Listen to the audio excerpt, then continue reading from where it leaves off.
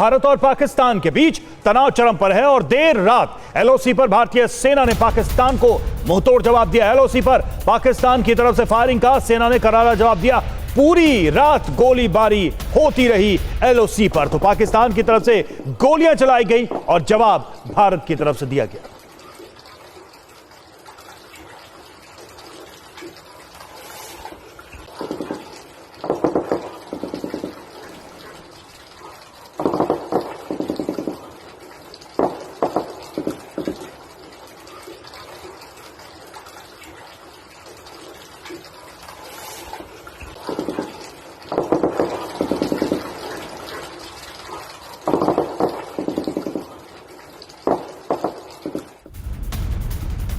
और देखिए एक और बड़ी खबर, पाकिस्तान की तरफ से चंबा और उरी सेक्टर में फायरिंग हुई है और इसका करारा जवाब भारतीय सेना की तरफ से दिया गया है। सेना के जवाबी हमले में पाकिस्तान की कई चौकियां तबाह हो गई हैं। पाकिस्तान की तरफ से सीजफायर को तोड़ा गया, ये देखिए आप।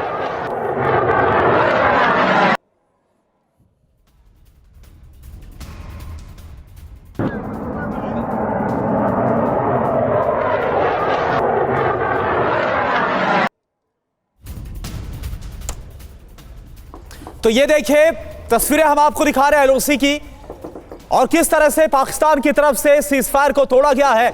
चंबा और उरी सेक्टर में फायरिंग हुई है, आप तस्वीरें देखिए और आवाज भी आप सुनिए। और भारतीय सेना की तरफ से जो मुंहतोड़ जवाब दिया गया, खबर यह है कि जवाबी हमले में पाकिस्तान की कई सैन्य चौकियां ध्वस्त हो गई हैं।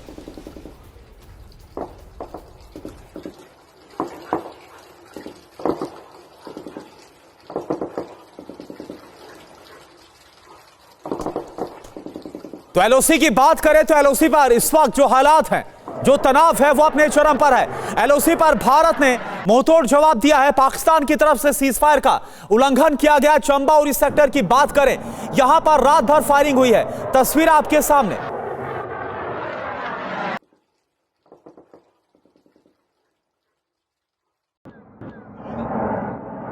क्या भारत और पाकिस्तान युद्ध होने वाला है? क्या पहलगाम आतंकी हमले का बदला लेने के लिए युद्ध ही अब विकल्प है? क्योंकि युद्ध की आहट अब एलओसी पर भी सुनाई देने लगी है। इन तस्वीरों को देखिए, एलओसी पर पाकिस्तान की तरफ से फायरिंग का सेना ने करारा जवाब दिया। पूरी रात गोलीबारी होती रही, बॉर्डर का इलाका गोलियों की आवाज से थर्रा उठा। ये युद्ध से पहले का ट्रेलर जैसा मंजर है। पाकिस्तान की तरफ से चंबा और उरी सेक्टर में फायरिंग हुई। पाकिस्तान की इस हरकत और हिमाकत का हिंदुस्तान की फौज ने करारा जवाब दिया। सेना के जवाबी हमले में पाकिस्तान की कई चौकियां तबाह हो गई। भारत की फौज ने पाकिस्तान की सैन्य चौकियों पर कोहराम मचा दिया। बड़ी बात यह है कि सीजफायर पाकिस्तान की तरफ से तोड़ा गया और पाकिस्तान की इस हिमाकत का भारत के शूरवीरों ने माकूल जवाब दिया। वहीं उत्तरी कश्मीर और पीर पंजाल इलाके में भारतीय वायुसेना का मूवमेंट देखा गया। इंडियन फोर्स के फाइटर जेट्स की गर्जना सुनकर पाकिस्तान का कलेजा बैठ गया।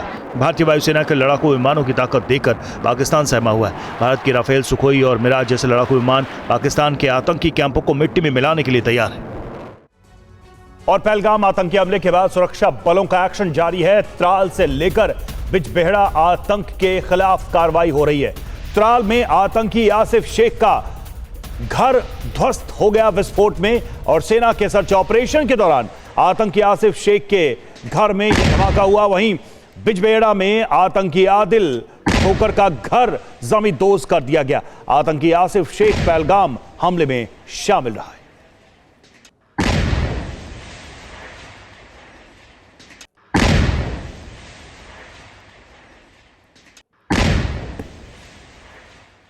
और चलिए अब आपको दो तस्वीरें दिखाते हैं। ये देखिए आपके सामने टीवी स्क्रीन पर। पहली तस्वीर जो है वो त्राल से, जहां पर आतंकी आसिफ शेख का घर विस्फोट से उड़ा दिया गया। धमाके से पूरा ये जो घर है वो तबाह हो गया। वहीं बिजबेहड़ा की बात करें तो आतंकी आदिल ठोकर का घर धमाके में जमींदोज कर दिया गया। दो तस्वीरें आपके सामने आतंक के खिलाफ प्रहार की।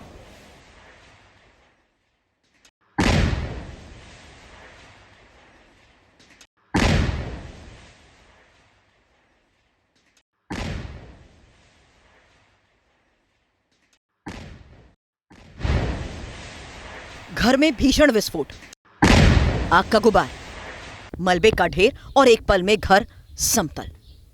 तस्वीरें जम्मू कश्मीर के त्राल की हैं। आतंकी आसिफ शेख के घर में सेना के सर्च ऑपरेशन के दौरान तेज धमाका हुआ। पूरा इलाका भीषण विस्फोट से थर्रा उठा। विस्फोट के साथ ही आतंकी हासिफ शेख का घर ध्वस्त हो गया। दरअसल आतंकी हासिफ शेख पर पहलगाम आतंकी हमले में शामिल होने का शक है। एक खूंखार आतंकी का घर जमेदोज हो गया। एक ऐसे आतंकी का घर जिसने कई निर्दोष लोगों की हत्या की, कई परिवारों को उजाड़ दिया। कई घरों को तबाह करने वाले आतंकी का घर अब तबाह होकर मिट्टी में मिल चुका है। तस्वीरें देख सकते हैं, जमीन पर घर का मलबा बिखरा पड़ा है।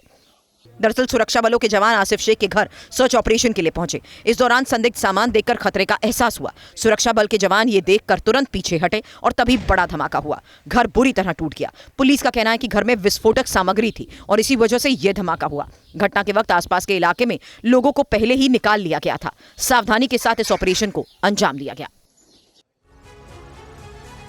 और वहीं कश्मीर के त्राल में आतंकी आसिफ का जो घर ध्वस्त हुआ है, वहां से देखिए टीवी 9 संवाददाता जितेंद्र शर्मा की ये रिपोर्ट।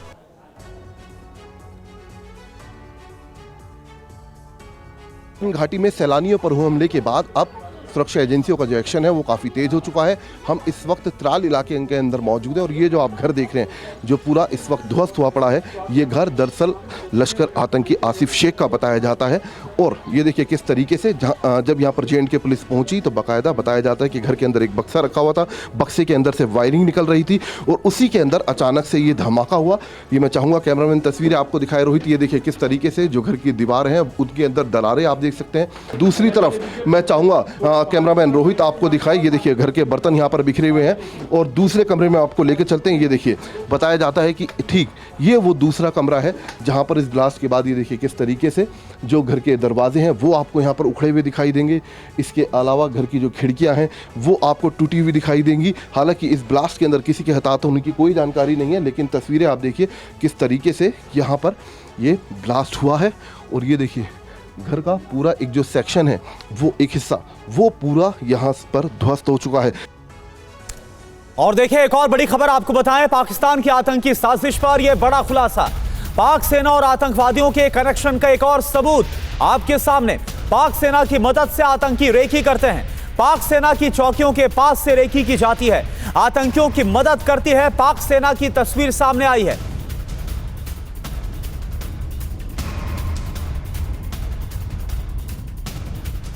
जम्मू कश्मीर के पहलगाम में हुए आतंकी हमले को लेकर पाकिस्तान जिम्मेदार है। उसकी ही मदद से आतंकवादी सीमा पार करके भारत में दाखिल हुए थे। हालांकि पाकिस्तान अपनी इन हरकतों से कभी बाज नहीं आया। जिन्ना के मुल्क ने हमेशा यह दिखाने की कोशिश की कि वो आतंकवाद को बढ़ावा नहीं देता, लेकिन उसकी हकीकत को पूरी दुनिया जानती है कि कैसे वो आतंकवादियों को पनाह देता है और उनको भारत के खिलाफ काम करने में हर जरूरी मदद देता है। पाकिस्तान सरकार ने अभी तक पहलगाम आतंकी हमले पर अपना रुख स्पष्ट नहीं किया है, जबकि सोर्सेज बताते हैं कि पाकिस्तान ऑक्युपाइड कश्मीर में 17 ट्रेनिंग कैंप और 37 लॉन्च पैड्स एक्टिव हैं, जहां सैकड़ों आतंकी घुसपैठ की फिराक में बैठे हैं। कब उनको मौका मिले और अपने मंसूबों को पूरा कर सकें। तो अब भारत के एक्शन से पाकिस्तान में दहशत फैली हुई है। पाकिस्तान ने अब सीमा पर 13 चिनाब रेंजर्स की तैनाती बढ़ाई है। सीमा से सटे इलाकों में पाकिस्तानी फौज का मूवमेंट लगातार हो रहा है।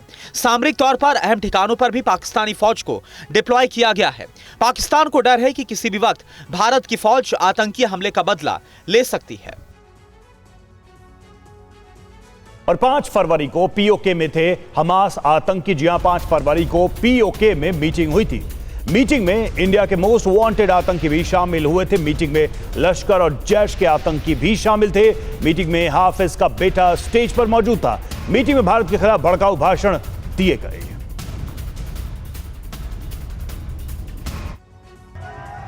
फिलिस्तीन का झंडा, जिहादियों का जलसा, जहरीली और भड़काऊ तकरीर।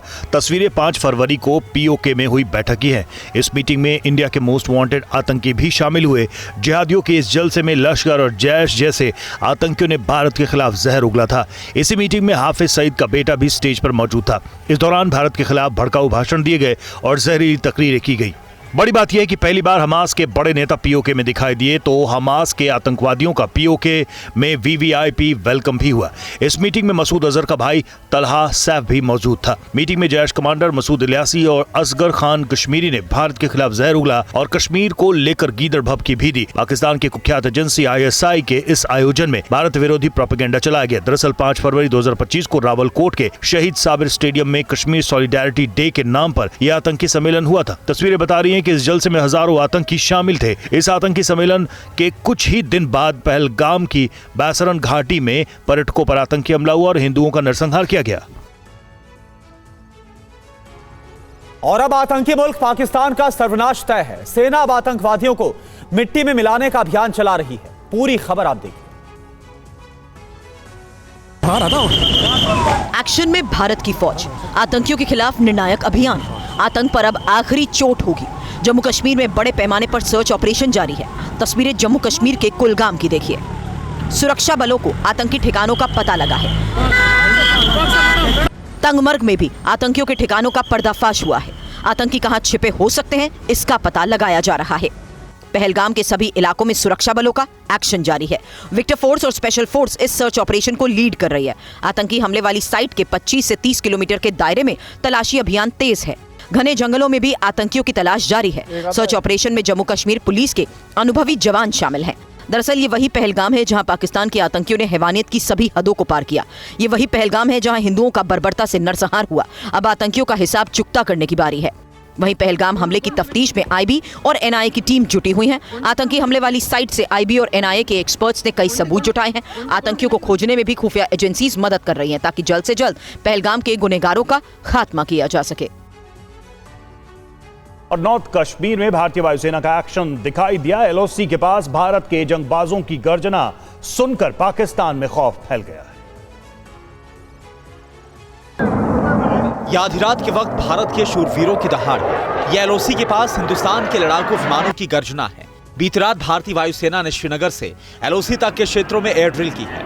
वायुसेना के फाइटर जेट बॉर्डर पर पाकिस्तान को औकात में रहने की हिदायत देते रहे। पाकिस्तान ने अब जरा भी हिमाकत की तो अंजाम बेहद खौफनाक होगा। किलर मिसाइलों से लैस वायुसेना के फाइटर जेट अपने क्षेत्र में रहकर भी पीओके के आतंकी कैंप को ध्वस्त करने की क्षमता रखते हैं। रात के वक्त हुई इस पेट्रोलिंग में फाइटर जेट्स के साथ निगरानी विमान भी दिखाई दिए। फाइटर जेट की गर्जना नॉर्थ कश्मीर के पीर पंजाल में दिखाई दी। इस फाइटर जेट ने उड़ान भरी तो पाकिस्तान की फौज के पैर कांपने लगे। दरअसल पहलगाम आतंकी हमले के बाद वायुसेना के Rafale, Sukhoi 30, MKI Miraj 2000, MiG-29, MiG-21 और स्वदेशी तेजस जैसे लड़ाकू विमानों को रेडी टू अटैक मोड में रख दिया गया है। इन लड़ाकू विमानों को घातक मिसाइलों से लोड किया गया है तो अटैक हेलीकॉप्टर अपाचे भी पाकिस्तान की आतंकी फौज को सबक सिखाने के लिए तैयार रखे गए हैं। ऐसे में अब किसी भी वक्त पाकिस्तान के गुनाहों का हिसाब संभव है। और अब पाकिस्तान के आतंकी कैंपों को ध्वस्त करने के लिए भारतीय वायुसेना के फाइटर जेट तैयार हैं। भारत की आक्रमण वॉर ड्रिल देखकर पाकिस्तान का कलेजा बैठ गया है। पूरी खबर आप देखिए। आसमान में राफेल फाइटर जेट की दहाड़, बादलों को चीर देने वाली गर्जना। पाकिस्तान पर प्रहार करने के लिए तैयार भारत का जंगबाज। तस्वीरें भारतीय वायुसेना के आक्रमण वॉर रिहर्सल की। जंगी तैयारी पाकिस्तान को मुंह तोड़ जवाब देने के लिए है। ये वॉर ड्रिल आतंकी मुल्क पर आखिरी आक्रमण करने के लिए है। युद्धाभ्यास सेंट्रल सेक्टर में हो रहा है। आतंकी मुल्क पाकिस्तान को मिट्टी में मिलाने के लिए भारतीय वायुसेना पूरी तरह तैयार है। हिंदुस्तान के लड़ाकू विमानों की दहाड़ सुनकर जिन्ना का मुल्क थर-थर कांप रहा है। भारतीय वायुसेना के आक्रमण युद्धाभ्यास में क्या खास है, ये भी जानिए। इस वॉर ड्रिल में ग्राउंड अटैक और इलेक्ट्रॉनिक वॉरफेयर की तैयारियां परखी गई। राफेल और सुखोई 30 फाइटर जेट्स ने भी डमी ऑपरेशन चलाए। दुश्मन के डमी ठिकानों को जमींदोज करने की प्रैक्टिस हुई। अंबाला और हाशिमारा स्क्वाड्रन के लड़ाकू विमानों ने आक्रमण युद्धाभ्यास किया। इस वॉर ड्रिल में ईस्टर्न सेक्टर के भी फाइटर जेट शामिल हुए। मैदानी और पहाड़ी इलाकों में युद्धाभ्यास की रिहर्सल हुई। भारतीय वायुसेना की क्षमता देखकर पाकिस्तान के होश उड़ गए।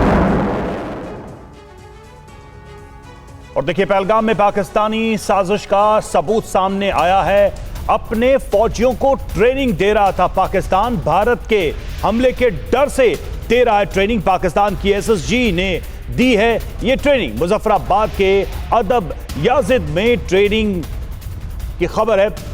सुमित चौधरी हमारे साथ, हमारे सहयोगी जुड़े हुए हैं। सुमित, क्या जानकारी मिल रही है पाकिस्तान की इस ट्रेनिंग वाली तैयारी को लेकर? बिल्कुल रवि, पाकिस्तान की सेना की इन्वॉल्वमेंट को लेकर ये पुख्ता सबूत और मिले हैं, जिसमें साफ तौर पर ये बताया जा रहा है कि पाकिस्तान की SSG और पाकिस्तान की स्पेशल फोर्सेस इसमें कैसे इन्वॉल्व थी। अटैक से कुछ दिन पहले ही पाकिस्तान की फोर्सेस को जो फॉरवर्ड बेसिस पर रहती हैं उनको स्पेशल ट्रेनिंग दी गई, जिसमें क्विक रिस्पॉन्स टीम बनाई गई। यानी अगर भारत रिटेलिएट करे, भारत कोई एक्शन ले तो उसके लिए कैसे तैयार रहना है। इसके अलावा मोबिलाइजेशन कैसे फास्ट की जा सकती है। इसके अलावा ये भी उनको बताया गया कि उनके बंकर्स, उनके डिफेंस मैकेनिज्म को पुख्ता किया गया। तो ये सारी चीजें दर्शाती हैं कि आखिरकार पाकिस्तान आर्मी को ये पहले से पता था कि जब ये आतंकवादी घटना होगी तो भारत रिस्पॉन्ड करेगा, और उसी के चलते ये ट्रेनिंग दी गई। और खास बात यह कि स्पेशल एसएसजी यूनिट्स को इसके लिए जिम्मेदारी दी गई थी कि मुजफ्फराबाद के कई इलाकों में याजद के अंदर ये ट्रेनिंग कैंप्स लगाए गए, जहां पर पाकिस्तान आर्मी के जो फॉरवर्ड लोकेशन पे जाने वाले जवान हैं उनको ये ट्रेनिंग दी गई, जिसका मकसद बिल्कुल साफ था कि आसिम मुनीर के बयान के बाद से ही ये तय माना जा रहा था कि पाकिस्तान के आकाओं ने, पाकिस्तान की आर्मी ने आतंकवादियों को ये अटैक करने के लिए ग्रीन सिग्नल दे दिया, जिसके बाद उस डर से भी कि पाकिस्तान के इस अटैक के बाद निश्चित तौर पर भारत रिटेलिएशन करेगा, बड़े कार्रवाई करेगा, इसी के चलते ये ट्रेनिंग दी गई थी। जी अच्छा सुमित, एक बात बताइए, क्या ये जो खबर आ रही है कि कैसे पाकिस्तान में मुजफ्फराबाद में ट्रेनिंग दी गई, क्या ये उन डॉट्स को कनेक्ट करता है जो पहले खबर आई थी कि जो पहलगाम में आतंकी हमला हुआ, हैंडलर्स मुजफ्फराबाद और कराची में बैठकर ही लगातार कोऑर्डिनेट कर रहे थे और अब फिर से मुजफ्फराबाद का नाम सामने आ रहा है?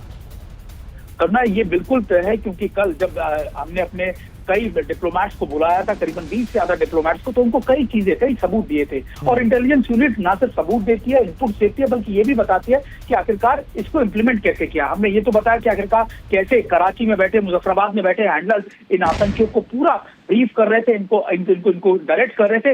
ये भी बताया कि आखिरकार पाकिस्तान आर्मी की इन्वॉल्वमेंट इसमें कैसे थी, कैसे पर्दे के पीछे रहकर पाकिस्तान आर्मी ये सारा खेल कर रही थी, पाकिस्तान आर्मी लगातार अपनी सुरक्षा के लिए तैयारियां कर रही थी। तो ये दर्शाता है कि जो सीज फायर वायलेशन नहीं किया गया था, सीज फायर लगातार लागू था, तो ऐसे में पाकिस्तान आर्मी ये ट्रेनिंग क्यों दे रही थी, आखिरकार ऐसे में पाकिस्तान आर्मी ये तैयारियां क्यों कर रही थी। तो ये दर्शाता है पाकिस्तान आर्मी को, उनके जनरल्स को ये बात पहले से पता थी कि जब ये आतंकवादी घटना होगी तो निश्चित तौर पर भारत कोई ना कोई जवाबी कार्रवाई करेगा। उस जवाबी कार्रवाई करने से पहले अपनी चीजों को पुख्ता करना चाह रही है। बिल्कुल सुमित, और अब पाकिस्तान बच नहीं सकता क्योंकि तमाम जो सबूत निकल कर आ रहे हैं वो साफ तौर पर पाकिस्तान की जो आर्मी उसके इन्वॉल्वमेंट की बात कहते हुए नजर आ रहे हैं। शुक्रिया आपका इस पूरी जानकारी के लिए। तो पहलगाम में आतंकी हमले के बाद पाकिस्तान का कहना है कि इस हमले से उसका कोई लेना देना नहीं है, जैसा कि हर बार पाकिस्तान कहता है, लेकिन भारत ने उसके झूठ को पूरी तरह से इस बार बेनकाब कर दिया है। पीओके से ऐसी तस्वीरें सामने आई है जिन्हें देखकर आप हैरान हो जाएंगे। आप रिपोर्ट देखिए। दुनिया जानती है पाकिस्तान आतंकवाद की नर्सरी है। पाकिस्तान में दुनिया के दुर्दांत आतंकी संगठन पनपते हैं। पाकिस्तानी सेना और आईएसआई आतंकियों को भारत के खिलाफ हमले के लिए तैयार करते हैं। इन तस्वीरों को देखिए, ये पीओके में आतंकियों के कैंप की तस्वीरें हैं, जहां पाकिस्तानी सेना की मदद से आतंकियों को ट्रेनिंग दी जाती है और फिर निर्दोष निहत्थे लोगों को निशाना बनाने के लिए भारत में भेजा जाता है। इस तस्वीर में आपको पाकिस्तानी आर्मी का कैंप नजर आ रहा होगा और उसके पास पाकिस्तानी सेना के जवानों के साथ आतंकी खड़े दिख रहे हैं। सूत्रों के मुताबिक ये सभी आतंकी पाकिस्तानी सेना की मदद से रेकी करते हैं और फिर उनकी सहायता से भारत में घुसपैठ करते हैं। पीओके में आतंकियों के लगभग 17 ट्रेनिंग कैंप और 37 के करीब लॉन्च पैड एक्टिव हैं। लेकिन पहलगाम में हमले के बाद आतंकी पौध को पानी देने वाला पाकिस्तान अब खौफ में है और आतंकियों के कैंप खाली करवाए जा रहे हैं। और पहलगाम आतंकी हमले के बाद भारत ने पाकिस्तान पर डिप्लोमेटिक कार्रवाई की है और अब उसे सैन्य कार्रवाई का डर सता रहा है, जिसके कारण आतंकी हाफिज सईद और मसूद अजहर को छिपा दिया गया है। पहलगाम में पाकिस्तान प्रायोजित आतंकी हमले के बाद प्रधानमंत्री नरेंद्र मोदी ने एकदम स्पष्ट शब्दों में ऐलान कर दिया कि आतंकियों को मिट्टी में मिलाने का समय आ गया है, जिसके कारण पाकिस्तान में खलबली मची है। लश्कर-ए-तैयबा के चीफ हाफिज सईद और जैश-ए-मोहम्मद के मसूद अजहर को पाकिस्तान की खुफिया एजेंसी आईएसआई ने छिपा दिया है। सूत्रों के मुताबिक पाकिस्तान में भारत के हमले का इस कदर खौफ है कि हाफिज सईद को एबटाबाद स्थित अपने एक सैन्य सेफ हाउस में रखा गया है। हाफिज सईद का 27 अप्रैल को मुरीद में एक बड़ा सार्वजनिक कार्यक्रम भी था, जिसके अचानक रद्द करने को लेकर भी खबर आई। यही नहीं, हमले के डर से आतंकी मसूद अजहर भी अंडरग्राउंड हो गया है। मसूद अजहर को आईएसआई ने बहावलपुर में छिपाया है। इससे पहले पाकिस्तानी सेना ने पीओके में आतंकियों के लॉन्चिंग पैड और ट्रेनिंग कैंप्स को भी खाली कराया ताकि भारत के हमले से बचा जा सके। सेना प्रमुख अवंतीपुरा में विक्टर फोर्स के मुख्यालय का दौरा भी कर सकते हैं, जो खबर आ रही है, जिसमें सेना अधिकारियों के साथ आगे की रणनीति पर चर्चा संभव है। पहलगाम में इंसानियत को खून के आंसू रुलाने वालों के गुनाह के हिसाब मांगा जा रहा है। इसी बीच सेना प्रमुख जनरल उपेंद्र द्विवेदी जम्मू कश्मीर के दौरे पर हैं, जहां वो ताजा हालात का जायजा लेंगे, सुरक्षा की समीक्षा करेंगे और बॉर्डर पर तैयारियों की भी जानकारी लेंगे। सेना प्रमुख का यह दौरा इसलिए भी खास है क्योंकि आतंकी हमले के बाद प्रधानमंत्री मोदी ने खुले मन से ऐलान कर दिया है कि हमले का बदला कल्पना से भी भयानक होगा। ऐसे में सेना प्रमुख अवंतीपुरा में विक्टर फोर्स के हेडक्वार्टर का भी दौरा करने वाले हैं। दक्षिणी कश्मीर में विक्टर फोर्स आतंकियों के खिलाफ अभियान चला रही है। इस दौरे में सेना प्रमुख जम्मू कश्मीर के एलजी मनोज सिन्हा से भी मुलाकात करेंगे। उधर भारत के ताबड़तोड़ एक्शन से पाकिस्तान खौफ में है। पाकिस्तानी सेना ने लाइन ऑफ कंट्रोल पर अपनी तरफ जवानों की संख्या बढ़ा दी है और सेना को अलर्ट पर रखा है, लेकिन भारत का रुख साफ है, आतंक का अंत अब होकर ही रहेगा। और पहलगाम में जहां आतंकी हमला हुआ, वहां से TV9 संवाददाता संदीप राजगोपालकर की एक ग्राउंड रिपोर्ट। मेन गेट जहाँ से टूरिस्ट अंदर आते हैं, यहाँ पे मेरे कैमरामैन विनोद से मैं विनती करूँगा, यहाँ पे आज भी खून दिख रहा है। जो चौथे दिन भी आज उसकी जो यानी जो गोलीबारी हुई थी उसका ये सिंबल है, ऐसे हम बोल सकते हैं। और यहाँ पे इस पूरी वैली में लगभग 2 से 2,500 लोग उस दिन मौजूद थे, लेकिन अचानक से ये 6 लोग आ गए।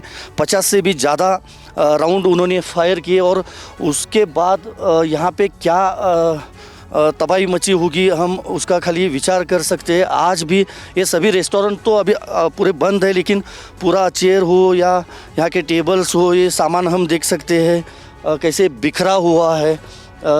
उस दिन हर टूरिस्ट को अपनी जान बचानी थी, इसलिए जब फायरिंग हुआ उसके बाद हर एक को जान बचाने के लिए भागना पड़ा और हर एक इसी गेट से जैसे जगह मिलेगी उसी तरह से वो भाग निकले थे।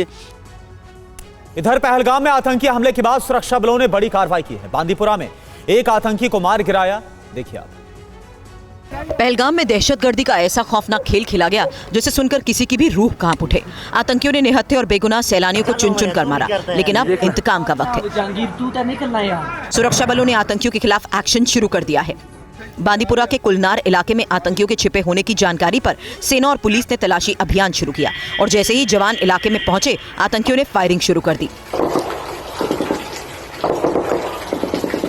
इसके बाद पूरे इलाके को घेरकर ऑपरेशन हुआ, जिसमें एक आतंकी के मारे जाने की खबर है। इस एनकाउंटर में 2 जवान जख्मी हुए।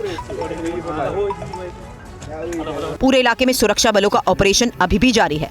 पहलगाम आतंकी हमले के बाद जम्मू कश्मीर में सुरक्षा बलों ने सख्ती बढ़ा दी है। जगह जगह छापेमारी हो रही है, होटल्स की छानबीन की जा रही है ताकि घाटी में छिपे आतंकियों को पकड़ा जा सके। लेकिन इन सबके बीच बड़ा सवाल यही है कि कश्मीर को आतंक के बारूद से छुटकारा कब मिलेगा। और खुफिया इनपुट यह है कि आतंकी नीलम घाटी और नॉर्थ कश्मीर में घुसपैठ की फिराक में है, जिसके चलते घाटी में सेना का सर्च ऑपरेशन जारी है। देखिए TV9 संवाददाता इरफान कुरैशी की रिपोर्ट। सेना की कार्रवाई से सरहद उस पार कई पोस्ट दबा हुए हैं और लगातार लॉन्च पैड्स पर नजर है, क्योंकि इंटेलिजेंस इनपुट के मुताबिक कई ऐसे आतंकी हैं जो कि नीलम घाटी के आसपास और नॉर्थ कश्मीर के कई सेक्टर में इस पार घुसपैठ करने का प्रयास कर सकते हैं। और अब चूंकि पहलगाम आतंकी हमले के बाद तस्वीर बदल चुकी है, लाइन ऑफ कंट्रोल पर पाकिस्तान ने एक बार फिर से सीज फायर यानी युद्ध विराम का उल्लंघन किया और कई जगहों पर लगातार फायरिंग की जो जानकारी है वो आ रही है। दूसरी तरफ पहलगाम आतंकी हमले को लेकर जो बड़ी कार्रवाई है वो सामने आ रही है, जिसमें 1500 से ज़्यादा व्यक्तियों को पूछताछ के लिए बुलाया गया है, कहीं को हिरासत में भी रखा गया है। वहीं 2 लश्कर के आतंकी आदिल शेख और आसिफ के घर पर सेना ने सर्च एंड कॉर्डन ऑपरेशन चलाया था। जम्मू कश्मीर के उधमपुर में एनकाउंटर के दौरान एक जवान की शहादत हुई, जिन्हें आज जम्मू में श्रद्धांजलि दी गई। उधमपुर के बसंतगढ़ में आतंकियों और भारतीय सेना के बीच मुठभेड़ में भारतीय सेना का एक पैरा सब कमांडो वीरगति को प्राप्त हुआ। वहीं आप तस्वीरों में देख सकते हैं, इस समय मैं मौजूद हूं जम्मू में और तस्वीरों में आप देखिए कि किस तरीके से भारतीय सेना के ऑफिसर जो हैं वो यहां पर जो आखिरी राइट्स हैं उसको यहां पर रिटलिंग सेरेमनी जो है भारतीय सेना के जवान की वो हो रही है। दरअसल सुरक्षा बलों को ये सूचना मिली थी कि आतंकी जो है वो उधमपुर के बसंतगढ़ इलाके में छुपे हुए हैं, जिसके बाद सेना ने ऑपरेशन लॉन्च किया और इसी ऑपरेशन में भारतीय सेना का एक पैरा सब कमांडो जो है वो वीरगति को प्राप्त हुआ। तस्वीरों में आप देख सकते हैं कि किस तरीके से जो सेना के ऑफिसर्स हैं, जवान हैं, वो यहाँ पर भारतीय सेना के इस वीर जवान को सैल्यूट कर रहे हैं।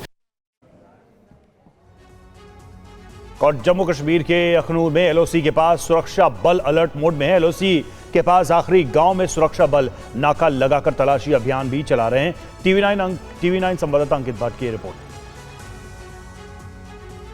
जम्मू कश्मीर में इस वक्त क्या हालात हैं, क्या कुछ पोजीशन है, यह हम आपको दिखाने के लिए पहुंचे हैं एलओसी के अखनूर सेक्टर में, ग्रामीण इलाके में।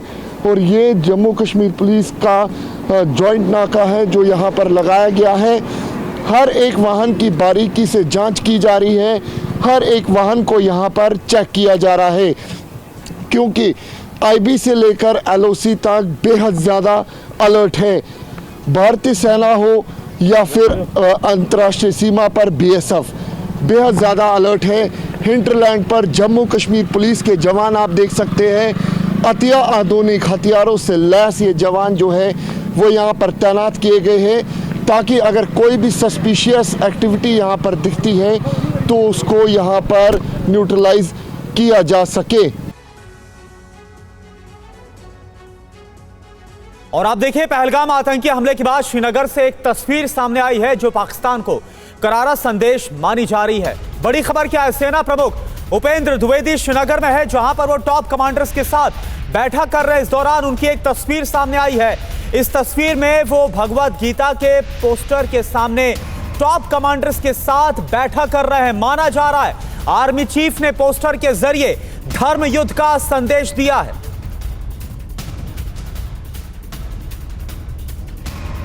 तो ये देखिए तस्वीर इस वक्त हम आपको दिखा रहे हैं, और सेना प्रमुख उपेंद्र द्विवेदी ने जब कमांडर्स के साथ मुलाकात की है तब कुरुक्षेत्र की तस्वीर आप देखिए, अपने आप में बहुत बड़ा इंडिकेशन है। गीता का संदेश जो लिखा गया है इस तस्वीर के साथ, कुरुक्षेत्र की तस्वीर के साथ, वो आप देखिए, यह अपने आप में एक बहुत बड़ा मैसेज है। भगवत गीता के पोस्टर के सामने ही जनरल उपेंद्र द्विवेदी ने कमांडर्स के साथ बैठक की है, स्ट्रेटजी पर आगे की बात की है। यह माना जा रहा है आर्मी चीफ ने पोस्टर के जरिए धर्म युद्ध का संदेश दिया है। और अपने आप पाकिस्तान के खिलाफ अब क्या होने वाला है, आतंकियों के खिलाफ क्या होने वाला है, उनके आकाओं के खिलाफ क्या होने वाला है, ये तस्वीर, ये पोस्टर बहुत कुछ इंडिकेट करता हुआ नजर आ रहा है। ये देखिए नीचे आप देख पा रहे हैं गीता का संदेश, और ऊपर अगर आप देखें कुरुक्षेत्र की जो तस्वीर है वो इस वक्त आपको नजर आ रही है, और बगल में ठीक उसके सेना प्रमुख जनरल उपेंद्र द्विवेदी खड़े, उनके साथ तमाम जो टॉप कमांडर्स हैं वो मौजूद हैं। सेना प्रमुख की टॉप कमांडर्स के साथ ये बैठक, और इस पोस्टर के जरिए जाहिर सी बात है कि एक बड़ा मैसेज आतंकी आकाओं तक भी पहुंचाया गया है इस तस्वीर के जरिए।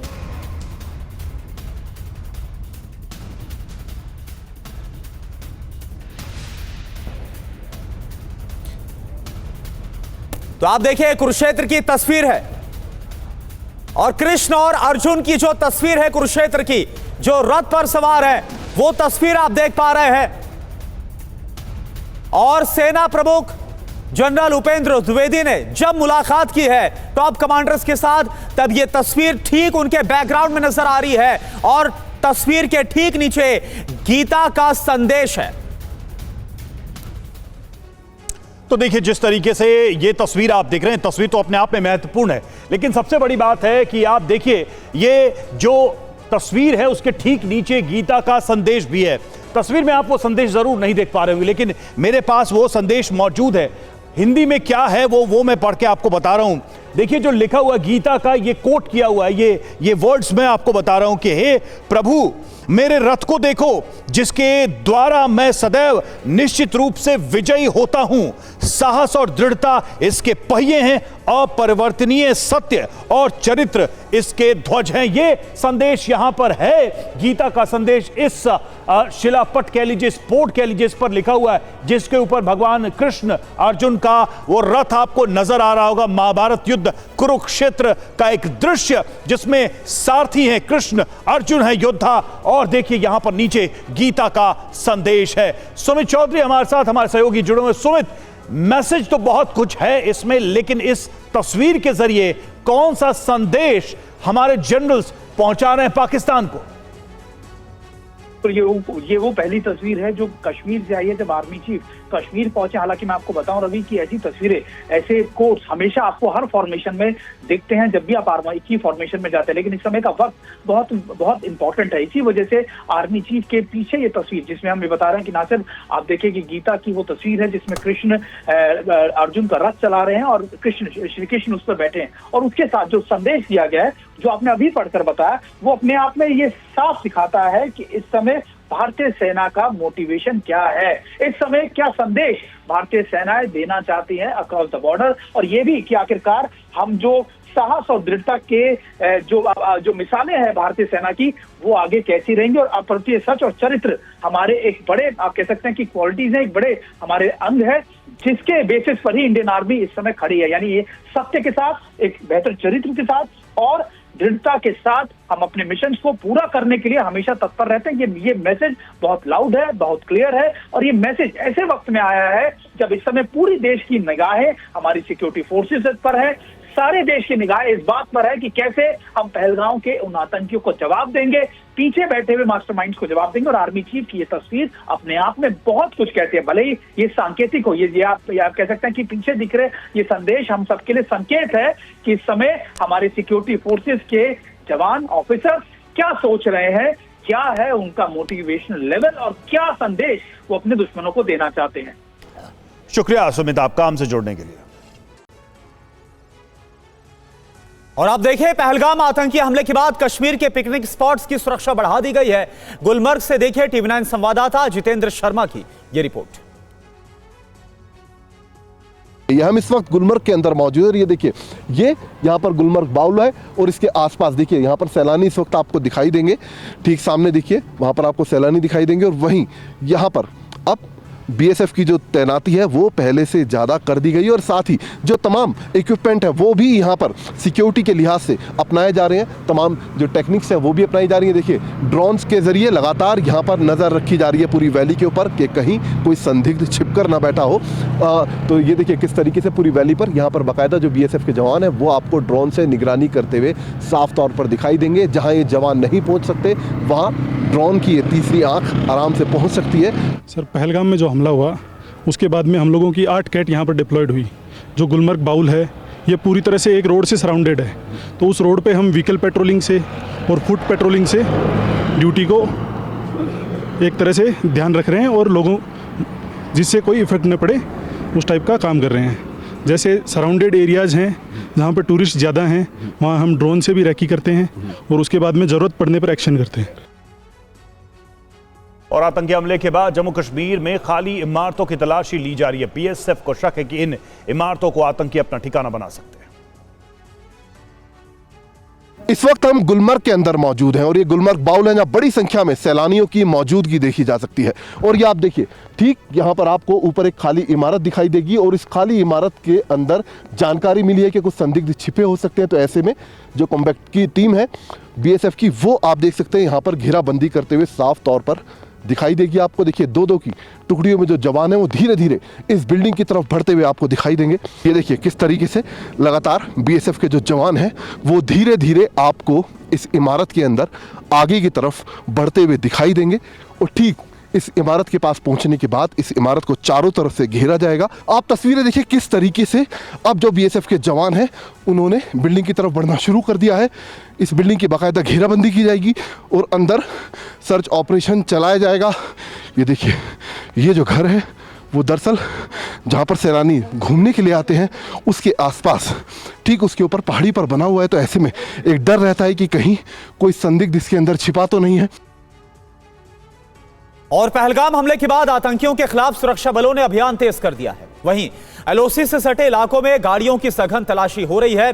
अखनूर के पल्लनवाला से TV9 भारतवर्ष की ग्राउंड रिपोर्ट आपको दिखाते हैं। इस समय मैं मौजूद हूँ अखनूर सेक्टर में, एलओसी के इलाके में हम मौजूद है। यहाँ पे जम्मू कश्मीर पुलिस का आखिरी नाका है और तस्वीरों में आप देख सकते हैं जम्मू कश्मीर पुलिस के जवान किस तरीके से यहाँ पर चेकिंग कर रहे हैं और हर एक वाहन की यहाँ पर बारीकी से जांच की जा रही है। ये एलओसी का इलाका पड़ता है, अखनूर सेक्टर। इसके आगे नौशेरा, रजौरी, पुंछ, ये सारा इलाका जो है वो एलओसी का पड़ता है। वहीं दूसरी तरफ जो इलाका पड़ता है वो आईबी का है। लगातार इस तरीके के इनपुट्स आ रहे हैं कि आतंक की घुसपैठ की प्रयास में भी है। वहीं आईबी से लेकर अंतर्राष्ट्रीय सीमा तक बीएसएफ से लेकर भारतीय सेना पूरी तरीके से अलर्ट है। लेकिन जम्मू कश्मीर पुलिस के जवान किस तरीके से यहाँ पर अलर्ट है वो तस्वीरों में आप देख सकते हैं। अति आधुनिक हथियारों से लैस जवान जो है वो यहाँ पर तैनात किए गए हैं ताकि किसी भी तरीके से कोई भी आतंकी इन इलाकों में ना आ सके। और इस बीच अटारी बॉर्डर पर पाकिस्तानी नागरिक अब भारत छोड़कर वापस जाने लगे हैं। इस बीच पाकिस्तानी नागरिक सेलिना भी बॉर्डर पर अपनी बारी का इंतजार करती दिखी। मोहित मल्होत्रा की ग्राउंड रिपोर्ट देखिए। सेलिना जी हैं जो कि पाकिस्तान जाना चाहती हैं, रहने वाली इंडिया की थी लेकिन शादी हो गई और उसके बाद पाकिस्तान की नागरिक बन चुकी हैं, अब वापस जा रही हैं। सेलिना जी आप कब आए थे यहाँ इंडिया में? महीना हो गया जी, 1 महीने पहले। आपकी मदर यहीं रहती है? जी जी जी, मैं 8 साल बाद मिलने आई हूँ। इंडिया में कहाँ रहते थे पहले आप, मतलब शादी जब हुई आपका परिवार कहाँ रहता है? बॉम्बे। और देखिए इस बीच एक बड़ी खबर है टीवी स्क्रीन पर आपके सामने। बड़ी खबर कि इस वक्त क्या हो रहा है ये देखिए आप। गृह मंत्री ने सभी मुख्यमंत्रियों से बात की है, ये बहुत बड़ी खबर है। गृह मंत्री ने मुख्यमंत्रियों से बात की है। सभी राज्य पाकिस्तानियों को जल्द हटाए, सभी राज्य पाकिस्तानियों को तुरंत हटाए, क्योंकि डेडलाइन देखिए, जो शॉर्ट टर्म वीजा है उसके लिए अलग डेडलाइन है, लॉन्ग टर्म वीजा के लिए अलग डेडलाइन है। गृह मंत्रालय का यह बहुत बड़ा फैसला है। तो पाकिस्तानियों को लेकर बात की गई है, जो भी पाकिस्तानी नागरिक है और खास तौर पर जो कि सार्क वीजा एग्जम्पशन स्कीम के तहत है, उन्हें 48 घंटे का वक्त दिया गया, डेडलाइन दी गई और इसी को लेकर गृह मंत्री ने सभी मुख्यमंत्रियों से बात की है। आमोद राय इस वक्त हमारे साथ जुड़े हैं पूरी जानकारी के साथ। आमोद, क्या जानकारी इस बातचीत को लेकर? देखिए करुणा, गृह मंत्री ने देश भर के सारे मुख्यमंत्रियों से बात की और कहा है कि चूंकि आज 25 तारीख तक आखिरी समय दिया गया था पाकिस्तानियों को देश छोड़ने का, उस लिहाज से आज उनको कहा गया है कि सारे राज्य से मुख्यमंत्री अपने अपने आइडेंटिफाई करके जो भी पाकिस्तान से के लोग यहाँ रह रहे हैं उनको तुरंत देश से निकालने का प्रबंध किया जाए और उनको तुरंत निकाला जाए। तो ये एक बहुत बड़ा फैसला है। गृह मंत्री लगातार मॉनिटर कर रहे हैं कि अभी तक कितने लोग गए हैं और जितने लोग ऑफिशियली अभी तक आए हैं, देश में रह रहे हैं, उसमें से बहुत सारे लोग अभी तक नहीं गए हैं। तो एक तरह से इसको आप कहें तो फोर्सफुली लोगों को उनके देश धकेलने की या भेजने की कोशिश के साथ सारे मुख्यमंत्रियों को निर्देश दिया गया है। करुणा जी, अच्छा आमोद, एक बात बताइए, जिस तरह से आपने बताया कि अभी भी इस बात का शक है कि बड़ी संख्या में जो लोग हैं पाकिस्तानी नागरिक वो अभी भी अलग अलग राज्य में हो सकते हैं, तो क्या इस बातचीत के बाद ये माना जाए कि और भी कड़ाई के साथ कोई बड़ा एक्शन लिया जाएगा ताकि सभी को जल्द से जल्द वापस भेजा जाए पाकिस्तान? देखिए, निश्चित तौर पर मुख्यमंत्रियों को जब एक बार गृह मंत्री का निर्देश मिलता है तो ये ऑफिशियल प्रोटोकॉल है और वहाँ के राज्य के जो अधिकारी हैं, प्रशासन है, वो आइडेंटिफाइड लोग रहते हैं, कहाँ कहाँ रुके हुए हैं, जो भी यहाँ रह रहे हैं उनको तुरंत निकालने के सारे इंतजामात वहाँ के स्थानीय प्रशासन के जरिए किया जाएगा। आज चूंकि एक निर्देश दिया गया है, मुख्यमंत्रियों से बात करके गृह मंत्री ने स्वयं इस बात की पहल की है, लिहाजा ये माना जाना चाहिए कि अब पाकिस्तान के जो लोग अब तक रह रहे थे, अभी तक लौटे नहीं है, निर्देश के बाद भी उनको आज से कल तक सबको वापस कर दिया जाएगा और चुन चुनकर हर राज्य से उनको आइडेंटिफाई कर निकालने की पूरी प्रक्रिया आज आरंभ कर दी जाएगी। और इसके साथ ही जो यहाँ पर दवा कराने आए हैं या अन्य मेडिकल फैसिलिटी उठाने आए हैं, उनको भी यहाँ से छोड़ने की पूरी जो व्यवस्था है वो पूरी कर ली ठीक है आमोद, एक चीज बताइए, जो जाने के लिए रूट्स हैं, चाहे वो बाय एयर हो या फिर बाय रोड हो, जैसा कि हम देख भी रहे थे अटारी के पास की लंबी कतारें लगी हैं, तो ये स्मूथ हो जाए, ये जल्दी हो जाए, इसके लिए कोई इंस्ट्रक्शंस दिए गए हैं?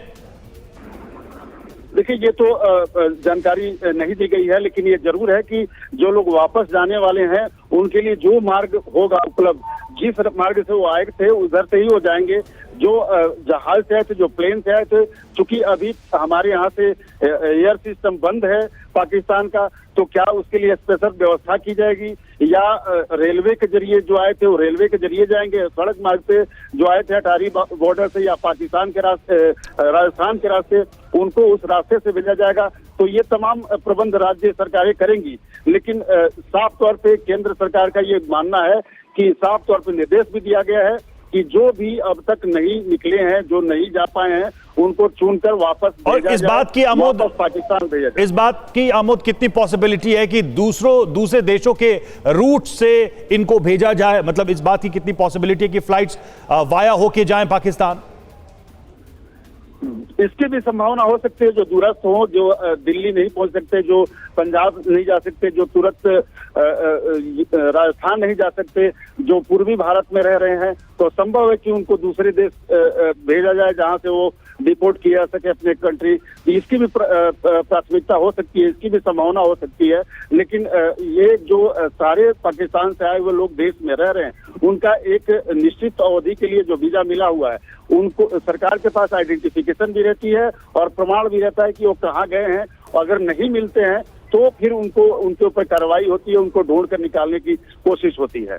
अच्छा आमोद, एक बात और बताइए कि क्या ये जो बातचीत हुई है गृह मंत्री के सभी मुख्यमंत्रियों के साथ, क्या ये तमाम जो पाकिस्तानी नागरिक है उन्हें जल्द से जल्द वापस भेजा जाए, इसी पर थी फोकस्ड, या फिर क्योंकि हमने देखा कि पहलगाम हमले के बाद जो अगला एक्शन क्या होगा भारत की तरफ से, इसको लेकर तमाम विपक्षी दलों के साथ भी सरकार की बैठक हुई, वहां पर ब्रीफिंग दी गई है और अब मुख्यमंत्रियों के साथ जो बातचीत की है, क्या कुछ और भी हो सकता है इस बातचीत में? इस बात का अंदेशा है?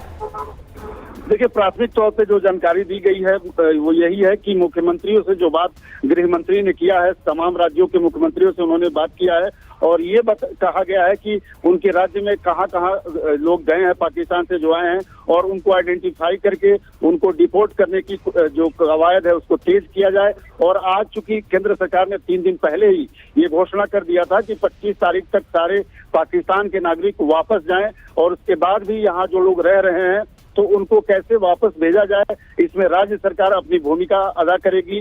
वहाँ का लोकल प्रशासन उनको एग्जाइल करने की, उनको निर्गमन करने की कोशिश करेगा। और इसके अलावा निश्चित तौर पे चूंकि जब बात हुई होगी तो अन्य बातें भी हैं हुई होंगी, लेकिन प्राथमिक तौर पे जो निकलकर सूचना सामने आ रही है वो यही है कि जो पाकिस्तानी भारत में रह रहे हैं, जो अब तक नहीं लौटे हैं, उनको चिन्हित करके उनको वापस भेजा जाए। इसके लिए गृह मंत्री ने सारे मुख्यमंत्रियों से बात की है। विदेश मामलों के जानकार रॉबिन सचदेव हमारे साथ इस वक्त जुड़े हुए। रॉबिन सर, ये जो इंस्ट्रक्शंस है होम मिनिस्टर के तमाम राज्यों को और जिस तरीके से एक अवधि के अंदर सारे पाकिस्तानियों को भारत छोड़ना है, तो ये अपने आप में आपको कितना स्टर्न एक्शन नजर आ रहा है? खासकर एक एंटायर कोऑर्डिनेशन दिखाई दे रहा है कि राज्यों को इसमें पूरी तरह से इन्वॉल्व करके सेंटर इस काम को जल्द से जल्द पूरा करना चाहती है। हेलो, आपकी आवाज मुझे, हेलो, आपको आवाज आ रही है मेरी? आप सुन पा रहे हैं? हाँ। सर, गृह मंत्री ने राज्यों के मुख्यमंत्रियों से बात की और कहा कि जितने भी पाकिस्तानी हैं अलग अलग जगहों पर, उनको जल्दी से वापस भेजा जाए, जिस भी रूट से वो आए हैं उस रूट से वापस उन्हें भेजा जाए। No, definitely I think I think India की एक तरह से आप कहें सख्त हमारी अप्रोच, क्लियर अप्रोच, पॉइंट इसकी जितना भी हम इस समय कर सकते हैं, जो भी जिस भी एंगल से हम कर सकें, जिससे पाकिस्तान के अंदर, देखिए हमें जो मैसेज है केवल पाकिस्तान की लीडरशिप को तो जाए बट आम पाकिस्तानी को भी तो जाना चाहिए, क्योंकि आम पाकिस्तानी फिर ये देखे कि उसकी सरकार क्या कर रही है जिसके चलते रिश्ते खराब हो रहे हैं। तो अगर जो पाकिस्तानी इंडिया में है, मान लीजिए लीगली है, आए हुए किसी काम से या किसी भी मकसद से, अब अगर उन्हें वापस जाना पड़े इमीडिएटली, तो ऑब्वियसली उन्हें ये सोचने पे मजबूर होना पड़ेगा कि इंडिया ऐसा क्यों कर रही है, क्योंकि पाकिस्तान ने ऐसी हरकत करी है भारत के साथ। बिल्कुल, ये अपने आप में पाकिस्तान के लोगों को भी एक संदेश जा रहा है कि उनकी सरकारें, उनकी सेना आखिर किस तरह की हरकतें कर रही है जिससे ये तनाव की स्थिति पैदा हुई है।